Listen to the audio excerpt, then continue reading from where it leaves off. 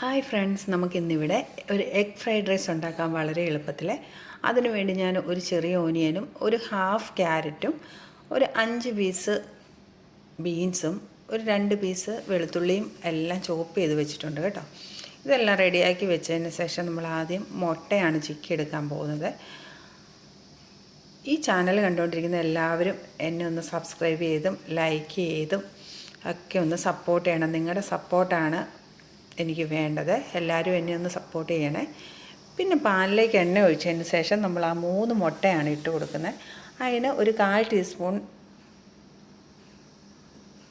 കുരുമുളക് പൊടിയും ആവശ്യത്തിനുള്ള ഉപ്പും കൂടി ഇട്ട് നന്നായിട്ട് ചിക്കി എടുക്കുന്നുണ്ട്. നന്നായിട്ട് ചിക്കി ഒരുമാതിരി ഫ്രൈ ആയി വരണം കേട്ടോ, അല്ലെങ്കിൽ പച്ച ചുവയ്ക്കുമ്പോൾ ചിലവർക്ക് ആ ഉളുമ്പിൻ്റെ ടേസ്റ്റൊന്നും ഇഷ്ടമില്ല. ഇതിനിടയിൽ തന്നെ ഞാൻ ചോറ് ഇവിടെ റെഡിയാക്കി വെച്ചിട്ടുണ്ട്.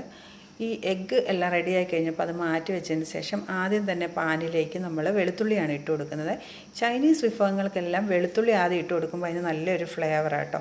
അതിൻ്റെ കളർ മാറിയപ്പം ഒനിയനും പിന്നെ അരിഞ്ഞു വെച്ചിരിക്കുന്ന പച്ചക്കറികളും ഇട്ട് കൊടുത്തിട്ടുണ്ട്. ക്യാപ്സിക്കം എൻ്റെ കയ്യിൽ ഇല്ലാത്തതുകൊണ്ട് ഇടാത്തതാണ്. ക്യാപ്സിക്കവും കൂടി ഇട്ടാൽ നല്ലതാണ് കേട്ടോ. എന്നിട്ട് ഇതെല്ലാം ഒന്ന് സോട്ട് ചെയ്തെടുക്കുക. ഫ്രൈ ഒന്നും ആവേണ്ട ആവശ്യമില്ല, ജസ്റ്റ് ഒന്ന് കളർ മാറിയാൽ മതി. ആവശ്യത്തിന് ഉപ്പും കുരുമുളക് പൊടിയും വേണമെങ്കിൽ ഇതിൻ്റെ അകത്ത് ഇട്ട് കൊടുക്കാം, അല്ലെങ്കിൽ ചോറിൻ്റെ കൂടെ ഇട്ട് കൊടുത്താലും മതി കേട്ടോ.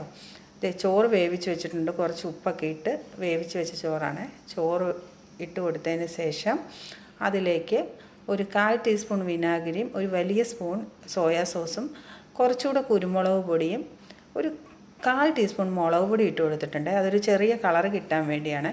പിന്നെ നമ്മൾ ഈ റെഡിയാക്കി വെച്ചിരിക്കുന്ന മുട്ടയും പിന്നെ സ്പ്രിംഗ് ഒനിയനും അരിഞ്ഞ് വെച്ചിട്ടുണ്ട്. എല്ലാം കൂടി ഇട്ടിട്ട് മിക്സ് ചെയ്ത് കഴിയുമ്പോൾ അടിപൊളി നമ്മുടെ എഗ് ഫ്രൈഡ് റൈസ് ഇവിടെ റെഡി ആയിട്ടുണ്ട്. എല്ലാവരും മസ്റ്റായിട്ടും ട്രൈ ചെയ്യണം, നല്ല ടേസ്റ്റിയാണ്. ഈ വിനാഗിരി നമുക്ക് ഓപ്ഷണലാണ്, അതുപോലെ തന്നെ മുളക് പൊടിയും കേട്ടോ. Thank you for watching.